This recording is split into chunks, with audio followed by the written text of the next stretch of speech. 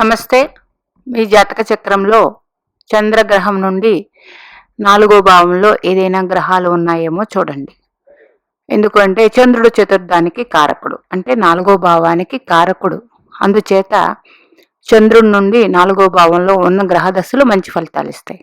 అంటే 12 భావాలలో చంద్రుడు ఏ భావంలో ఉన్నప్పటికీ ఆ చంద్రుడి నుంచి లెక్కపెట్టి 4వ భావం, ఆ భావంలో గ్రహాలు ఉంటే ఆ గ్రహ దశలు మంచి ఫలితాలు ఇస్తాయి. ఆ గ్రహాలు ఏ గ్రహాలైనప్పటికంటే నైసర్గిక శుభగ్రహాలైనా నైసర్గిక పాపగ్రహాలైనా మంచి ఫలితాలే ఇస్తాయి. ఎందుకు? చంద్రుడికి కారక స్థానంలో ఆ గ్రహం ఉంది కాబట్టి. అంటే ప్రతి గ్రహానికి, అంటే రాహుకేతువులను తీసుకోవద్దండి, రవి నుండి శని భగవానుడి వరకు వాళ్ళ కారక స్థానాల్లో గ్రహాలు ఉంటే ఆ గ్రహ దశలు యోగాన్ని డైరెక్ట్గా అందిస్తాయి, మంచి ఫలితాలు.